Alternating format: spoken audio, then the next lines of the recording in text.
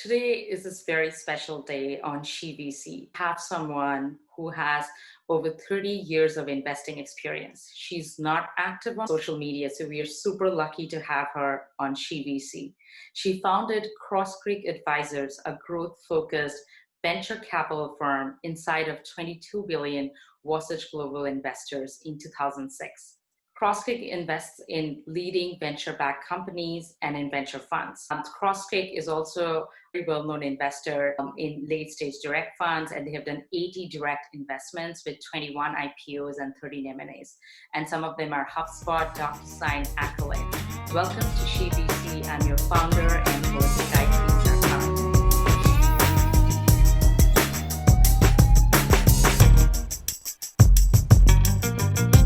Today's that special day. We have Karey Barker. She's the founder of Cross Creek Advisors. Welcome to SheVC, Karey.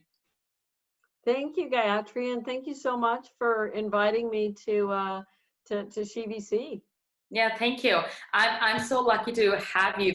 You have been an investor over 30 years, and you have been in Wasatch for over 15 years. You have been a portfolio manager of public small cap growth equity portfolios. How has your public market investing experience shaped your investment theses in the private venture market?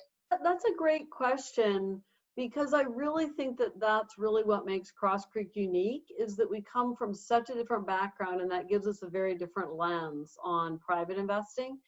As you know, investing is all about having a different perspective than everybody else to, make different decisions and find successful investments. So I did literally grow up at Wasatch Advisors, which is, a 20 billion plus public mutual fund manager based in Salt Lake City. And I ran small cap public growth mutual fund strategies. Primarily, the ultra growth product was the the fund that I founded and grew to about $1 billion in asset under management. And that was a wonderful career, and I learned so much, and luckily had a quite a good track record picking small cap public stocks. But something in .com actually, we looked really bad in '99 because we didn't get caught up in the new thing, and in .com. And our performance was good, but not crazy good like many of other funds. But when the market turned on a dime, we were invested in real companies that did very well, and that performance really drove the growth of Wasatch. And was very, very positive for me and for Wasatch at the time. But something negative came out of it for small cap growth investors, and that was the changing regulations.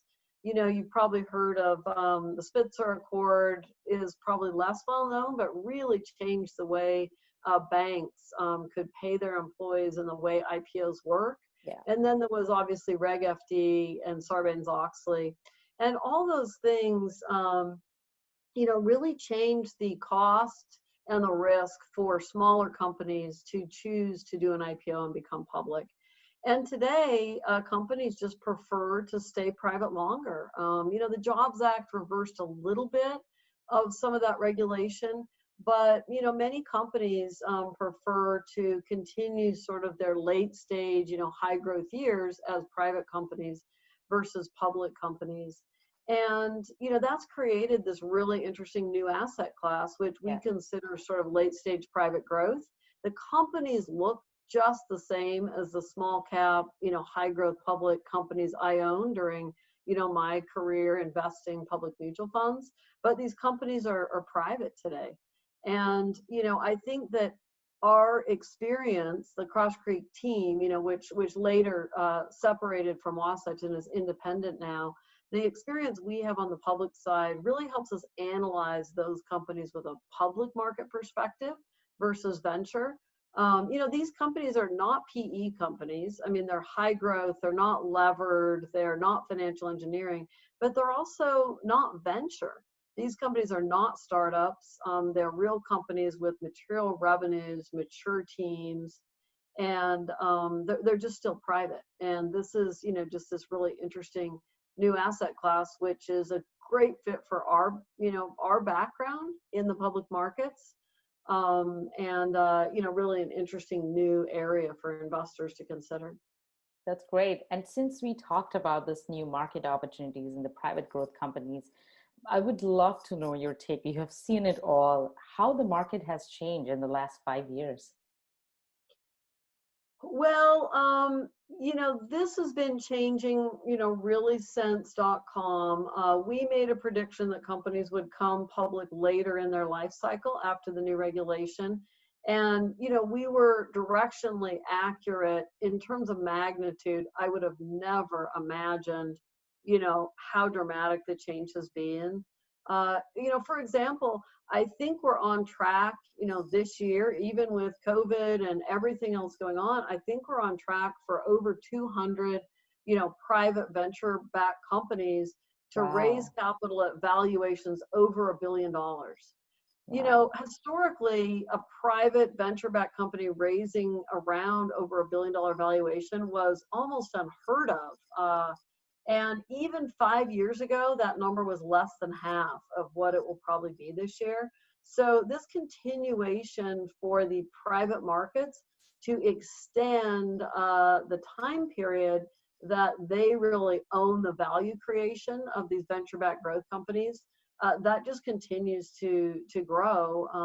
Since all that new regulation, but it's still growing. And most of these companies clearly would have been doing an IPO, Hmm. probably 5 years ago, definitely 10 or 15 years ago, but they're not coming public for that round. They're raising private capital.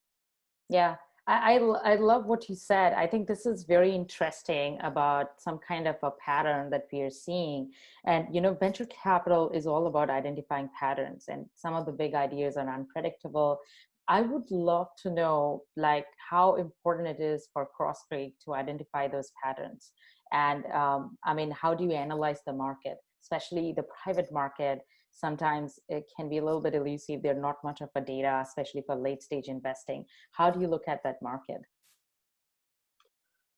Well, we invest in a lot of early stage venture funds. We have two programs. We have one where we invest in, some of these high profile funds that you mentioned, and one that we invest in late stage private companies. And some of our early stage managers, they're able to identify these amazing ideas and entrepreneurs when there's not much there. There aren't any numbers to analyze.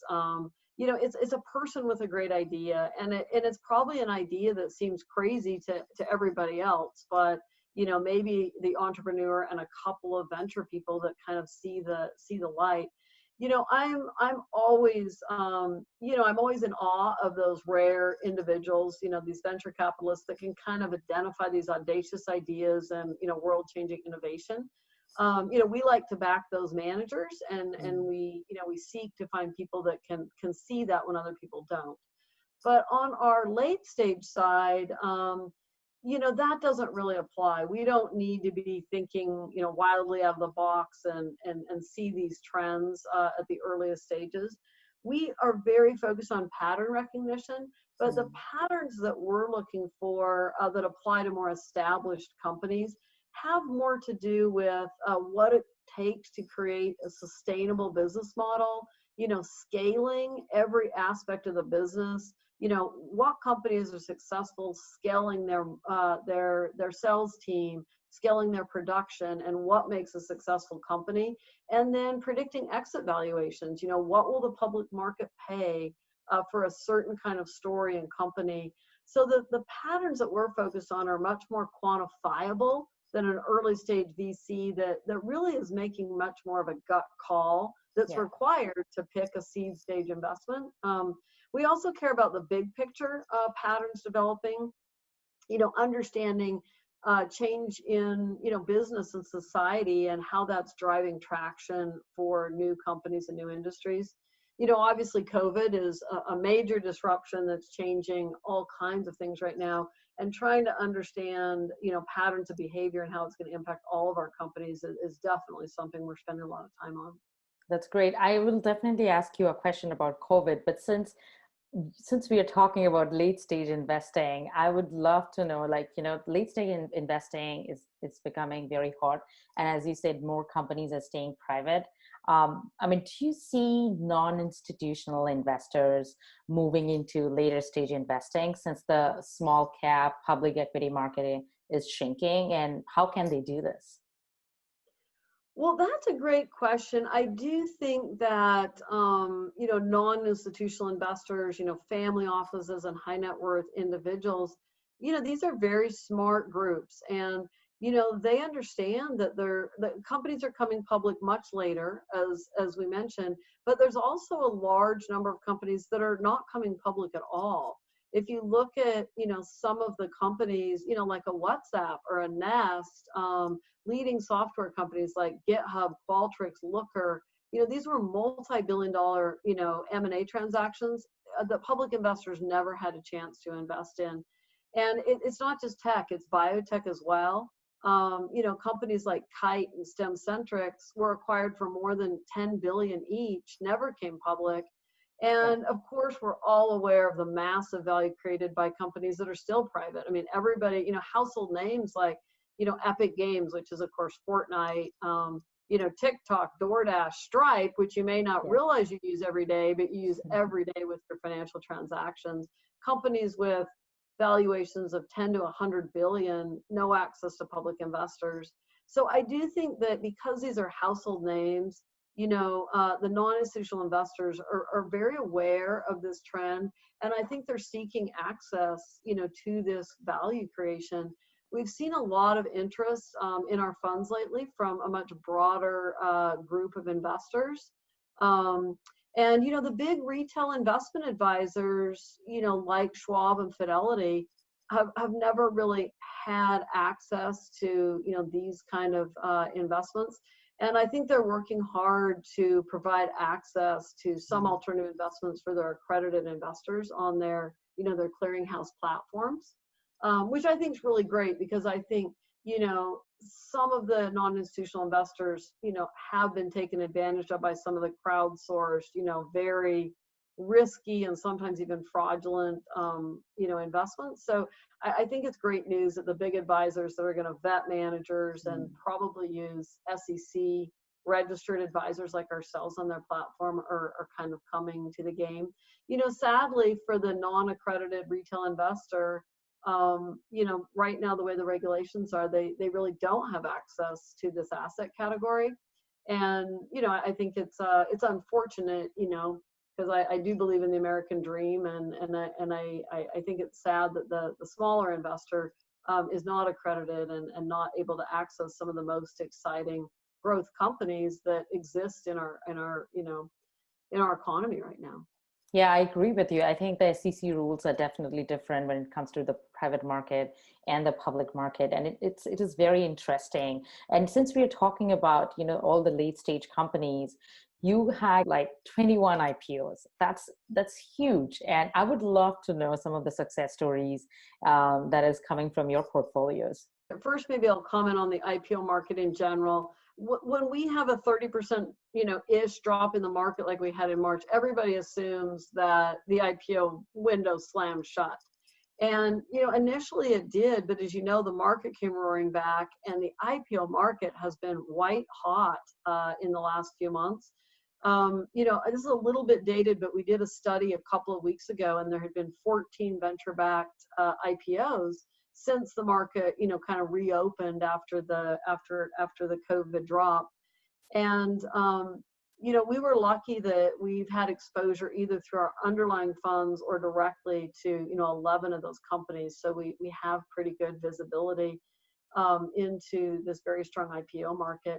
I think that what you're seeing on the IPOs and the strength in this market is a real desire by the public managers to rotate into those companies and sectors that are benefiting, or at least not being hurt by COVID. A great example, most of the companies have either been cloud software or biotech. So these are industries that are either less impacted or maybe even benefiting. In our portfolio, we've had, one direct IPO, which is a company called Accolade. And, this is a health services company. They actually are helping, they help self-insured employers uh, educate and manage the benefits for their employees. And they actually have had a very strong demand for employers that are trying to understand how to get people back to work safely. And that's a big challenge. Obviously there's confidentiality issues about, the employer knowing that employee has COVID, but there's also safety issues to protect the employees and their coworkers. So it's a very complicated challenge for large corporations with employees across the globe to bring them back safely. And, this is a company that had a very successful IPO in July. They have a great, solid, historical business, and then really, new demand from employers that are seeking the services for the Back to Work Safely programs. That's great. And since I have you on the podcast, I mean, I cannot resist myself from asking some of the, fund structure question. I had Brad Feld, I had to ask him.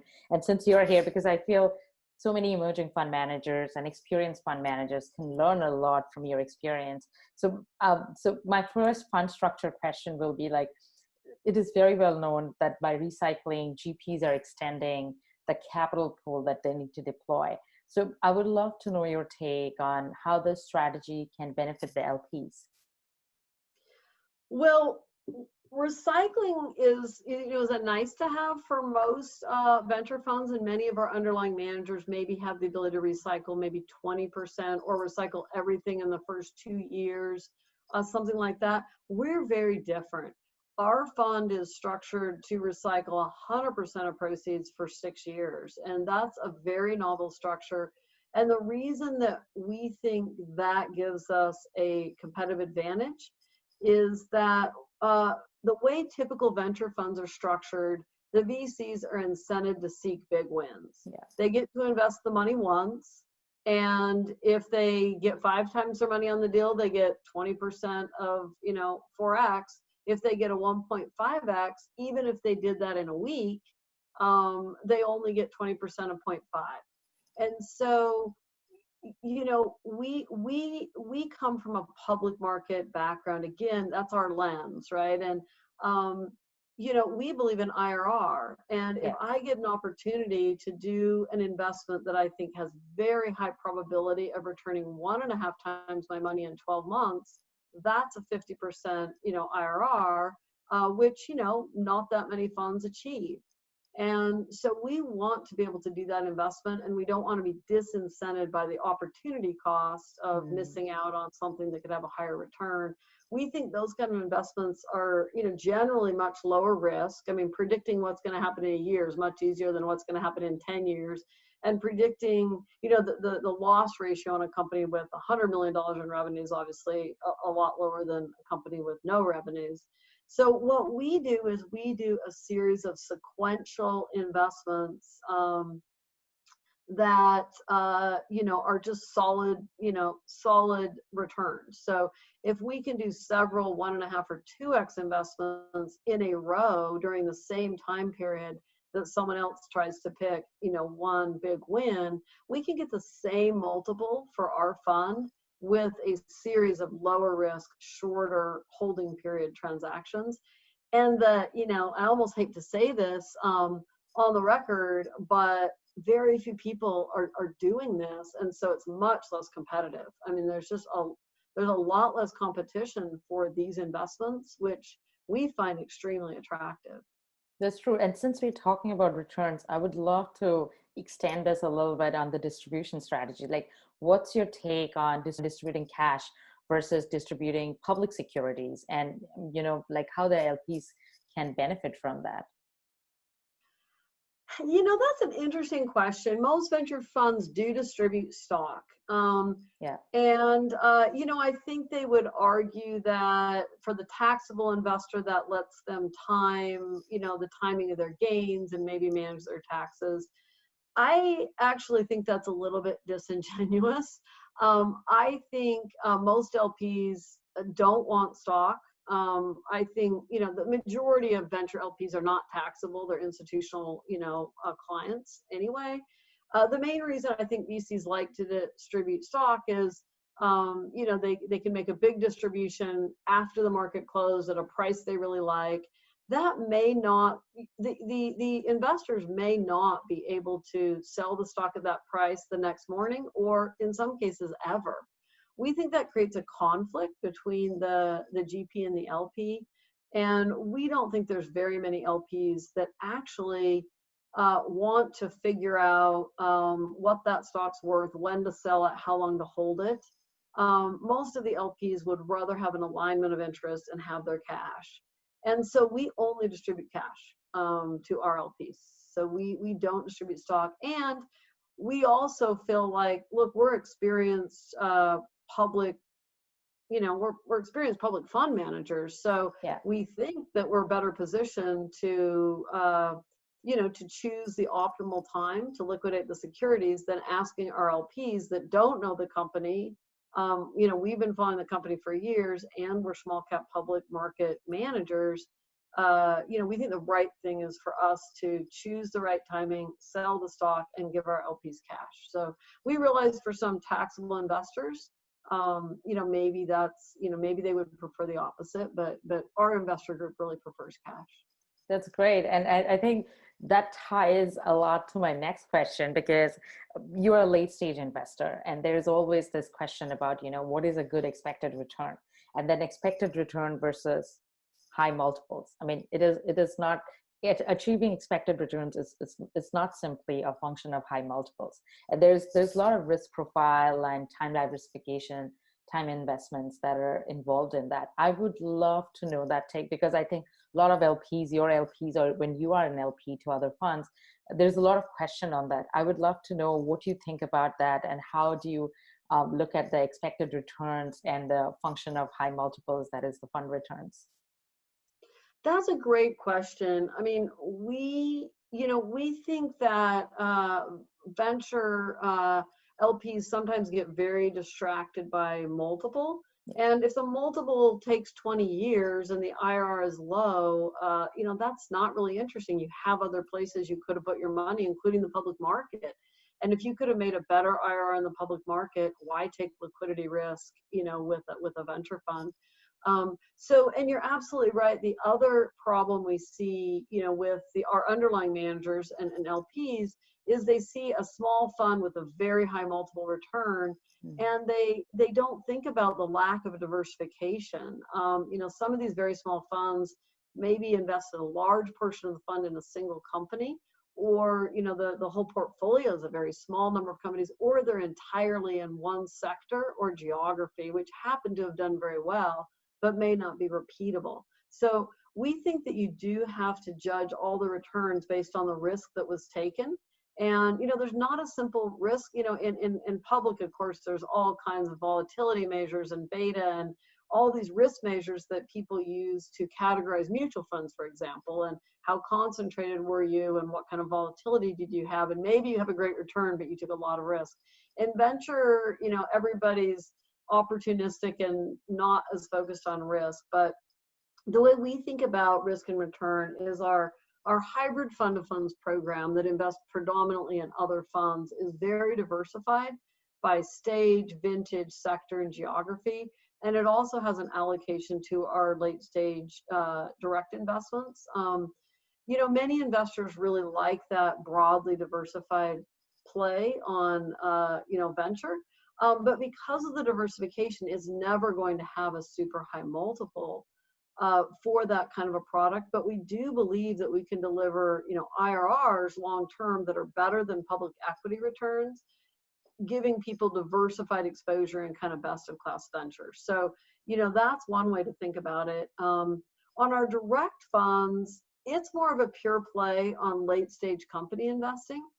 And, I think the right benchmark for that kind of pool is a small cap public growth index. We look at the Russell 2000 growth, and we compare very nicely to that benchmark because our companies look very similar to the companies in a benchmark like that.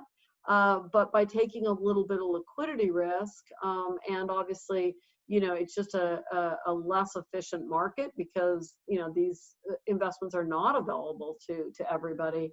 We think we can, deliver returns. And by returns, I really do mean IRR, because you don't measure Russell 2 growth on a multiple. We think we can deliver returns that are very attractive relative to that type of public benchmark. That's great. I mean, I love what you talked about the late stage companies, and there's so many unicorns right now. And valuation is almost like an art and science. I would love to know, especially in today's environment, I would love to know, like, what are your most important criteria when you're evaluating this late stage private opportunities?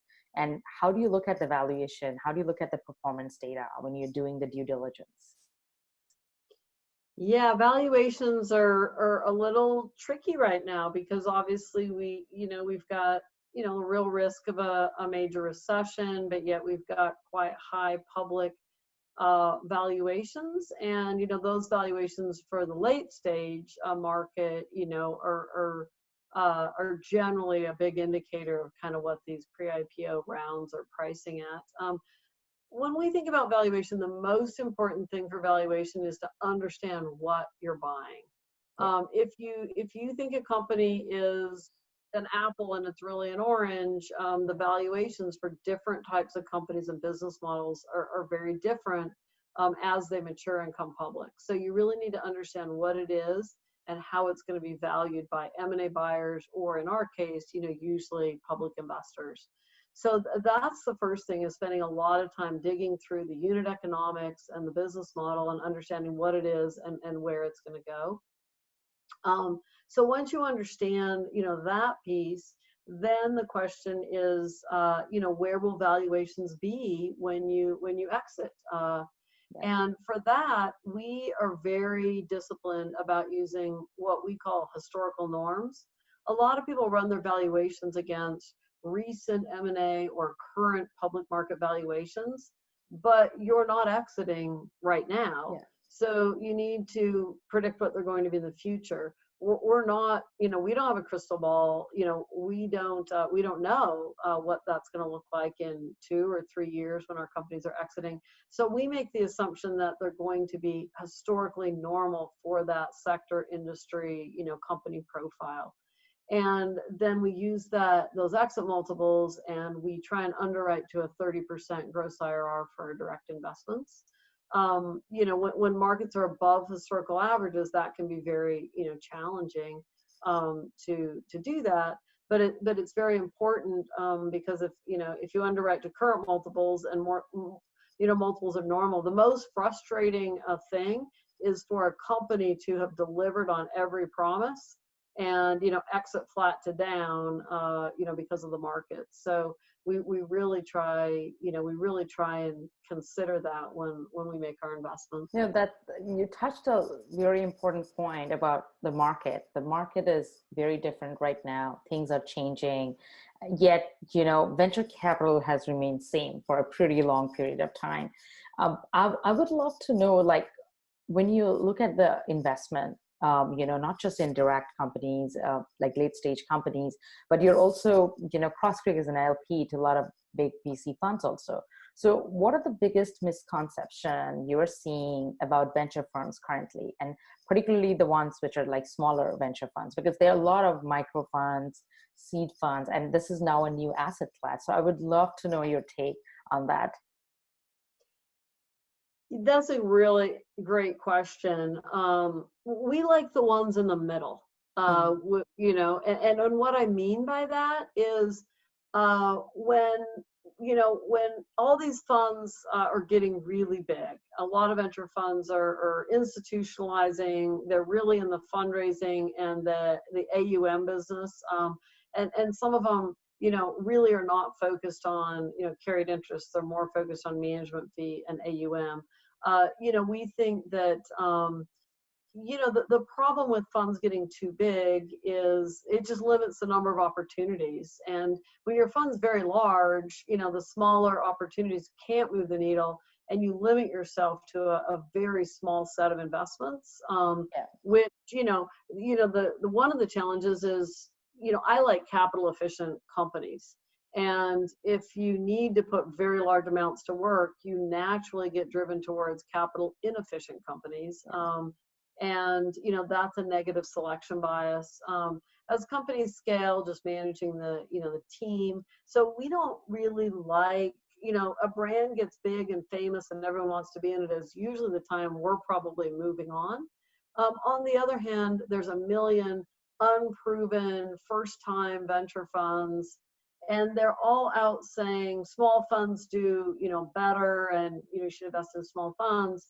That's a bit of a misnomer. The average small fund doesn't do well. The best funds are always small funds, but that's just it's just sort of the law of numbers. If there's 100 tiny funds and 2 big funds, the odds that one of the small ones is the winner is very, very high. We like the ones in the middle that have proven track records, that have stayed small and maintained the team that built the track record, haven't tripled the team and 2/3 of the people are unproven. We really love a firm that stays small after they've proven themselves.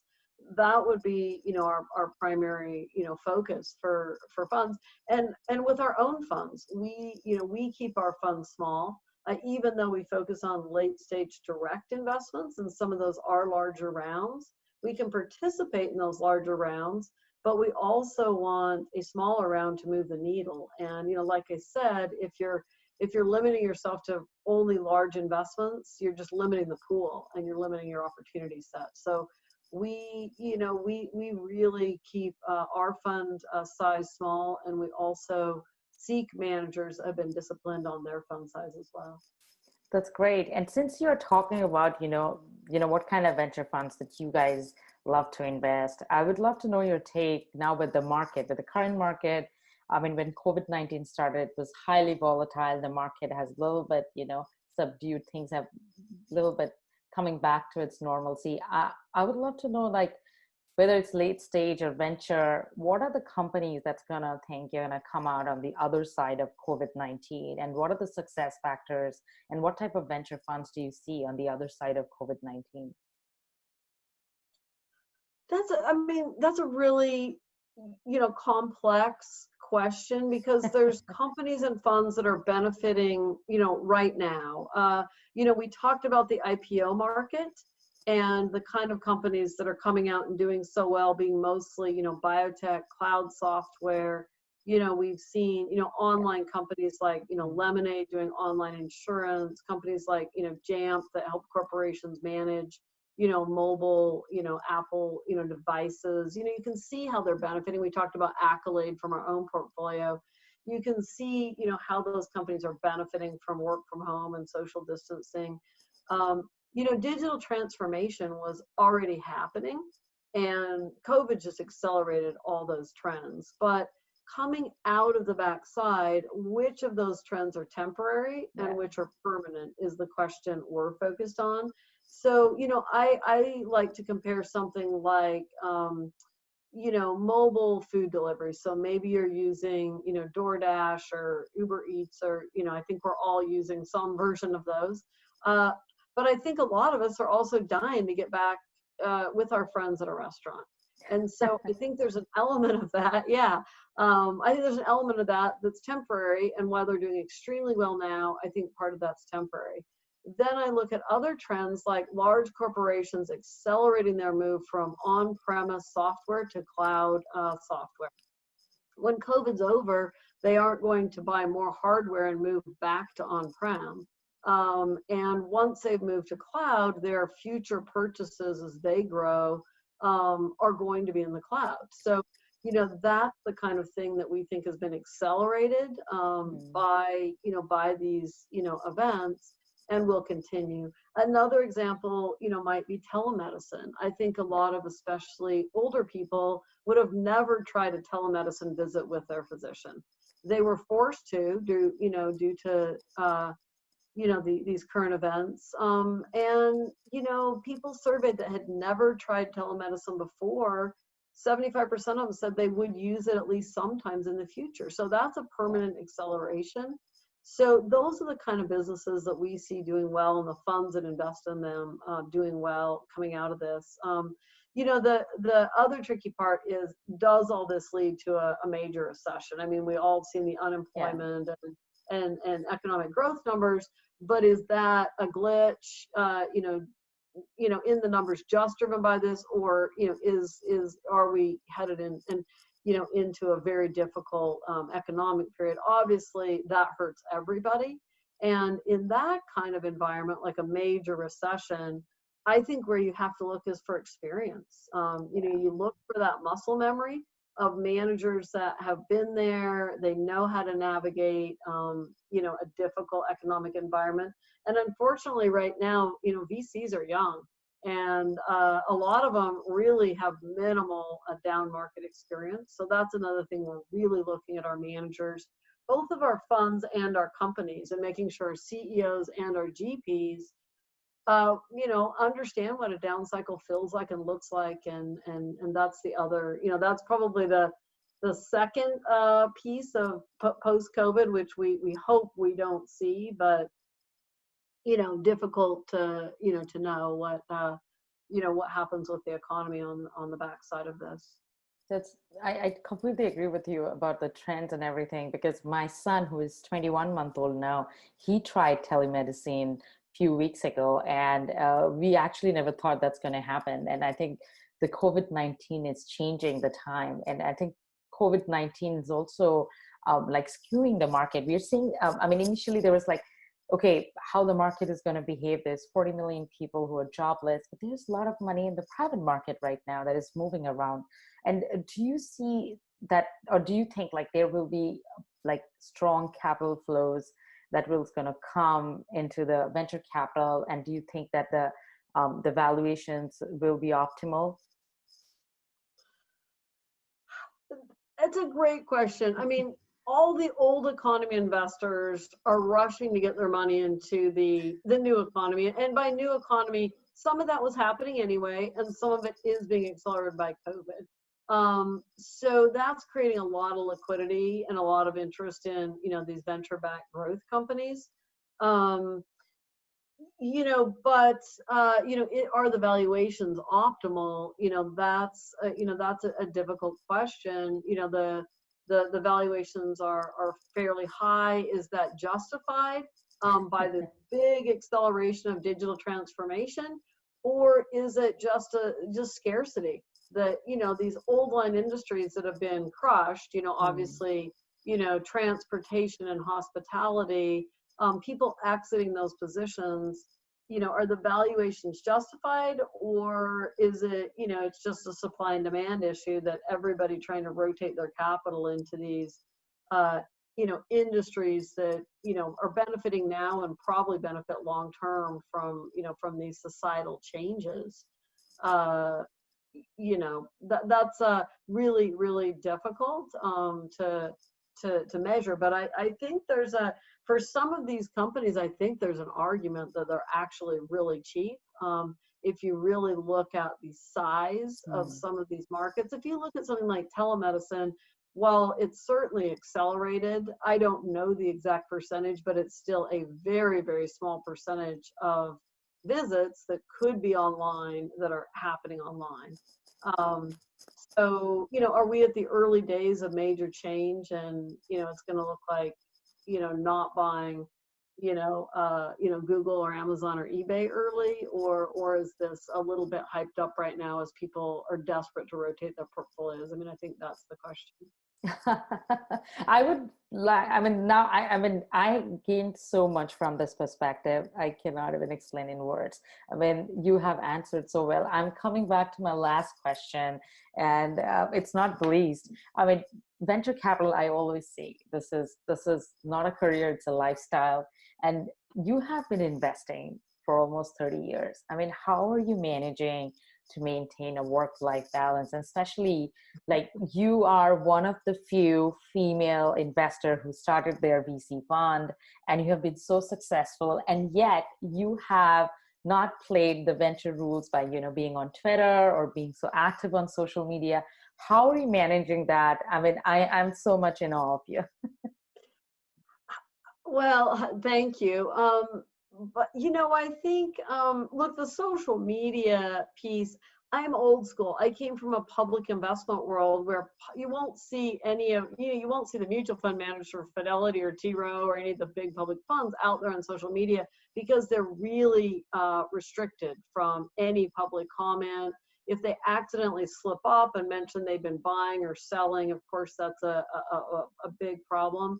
So I grew up in a world where I wasn't allowed, to really talk to anyone about what we're investing in and what we're doing. So probably that's why, I'm so shy to do anything, like this. That's part of probably, our background is that we're just quite conservative in that regard. In terms of work-life balance, though, in perspective, I don't think I'm very good at work-life balance. I feel like I'm a little bit, flying by the seat of my pants frequently. I have 4 children as well as this, Wow. as well as this job, and so it's always a little bit crazy. But I think the most important thing is, that all that makes it difficult, but it also is our advantage. Being in Utah, being a woman, that gives me a very different perspective than, gosh, in venture, 95%, of the GPs. I think maybe it's a little better now, but obviously it's very male dominated. We're also in a really interesting venture place. I mean, Silicon Slopes in Utah has an exciting venture economy, but we're also, not in San Francisco, New York, so a little bit out of the core financial markets. And I think all that, it was an advantage to us at Wasatch during .com, that being not in the major financial markets helped us keep our heads on straight when everyone got caught up in new thing and .com. And I think, all those differences, being a woman, being in Utah, I think has the same advantage in venture, as we just see things a little differently. And maybe a little bit more conservatively, and maybe avoid some of the very high risk kind of things. And the public market background is probably the biggest differentiator in terms of that perspective, because public market investors like a clear path to profitability, and they focus on financials and metrics. And I think venture capitalists get caught up in growth at all costs and very high burn companies.